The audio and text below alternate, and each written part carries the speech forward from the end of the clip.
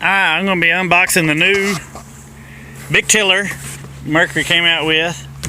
This is for the 40 jet, anywhere from 60 down Mercury's. Heck, it may fit others. This one's going to fit mine, and that's what I have. Anyway, what's different about it is it can be adjusted left and right versus the other one just kind of countered off to the left for only driving on the right side with your left hand, which, I mean, that's the only way I drive one anyway, but I have seen people want to be on the other side. The shifter is reversible, so it can be on either side, which I'll have to move this to this side because I'll be driving over here with my left hand. The function that the old tillers didn't have is you can do idle speed with these motors. The larger motors before had this option, but the 16 belows did not. Kill switch a little different, and it does have more of a trim setting right here to adjust your height. Screw that up and kind of where you want it versus just a pin like the old style had. I purchased this from Black River Boats out of Poplar Bluff, Missouri. It's got a deal going on them right now. One thing I'm seeing that I don't know if I'm going to like that is different, which, speaking of, this is supposed to be heated. I don't think it's heated right now. It's an option they're going to be coming out with soon from Mercury. But if you could see here on the trim, it is upright like you'd want it, up, down, but it turns with the throttle. And for jet boating, I work this trim button all the time, constantly, especially depending on the river and water levels. I mean, I'm coming up to a log, I throw the boat into a slide, I'm trimming up. I'll even pull the pump out of the water a little bit, get some cavitation, get jumped over the log, never let off the gas, and I'll be trimming back down to get that prime back up and keep going. But overall, this sucker's looks slick. And hopefully that's just something I get used to.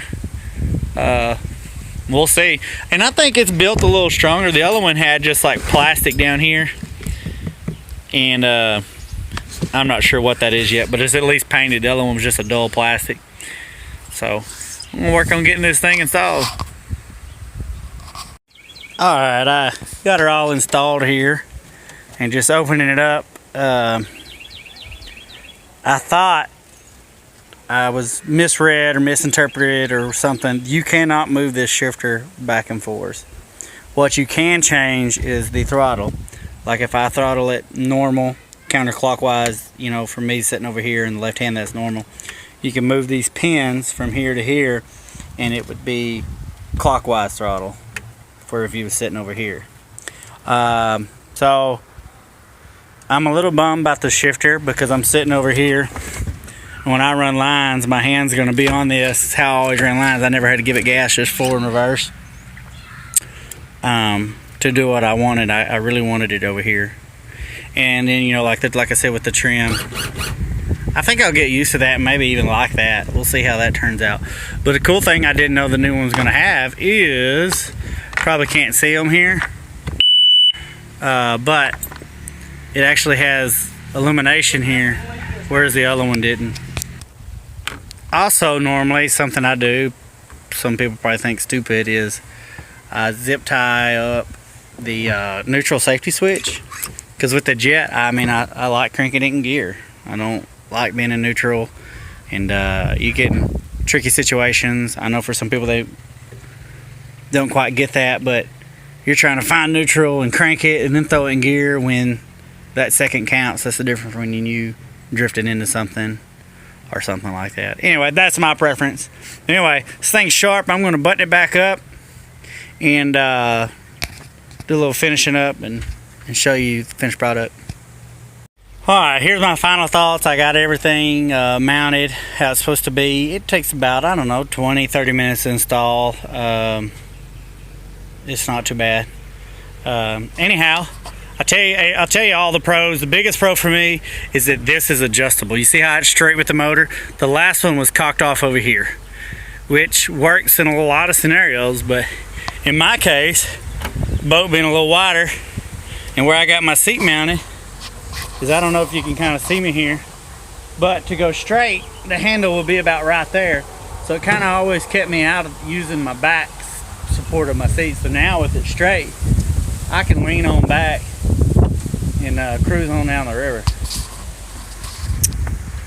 It's pretty neat. It's got some lights on it. Temperature, oil, voltage, and then just like your regular check engine light. All the adjustments, multiple adjustments all the way through there. And then once you on the bottom one, you have a fine adjustment. You screw right here, get the tiller exactly where you want it. Now just on my final thoughts on cons is I was under the impression that I was going to be able to move this shifter across to over here. That does not seem to be the case. The part that's reversible is you can change the throttle from counterclockwise to clockwise if you were wanting to drive from that position over here. So, and I'm neutral on the trim. The trim is on the end of the handle just like the last one, but it turns with the throttle. That last one did not. I don't know if that's going to be, it's going to be different. I don't know if it's going to be better or worse at this point. So anyway, till we get it on the water, it gets a few hours on it. I think I'm going to be most happy with it being straight though, for sure. And one other thing, last thought, the shifter is more, it's better notched, whereas the last one didn't really have a good neutral position. You know, you can see it kind of suck it in there. Watch it. The last one, in my opinion, didn't do that as well, but heck yeah.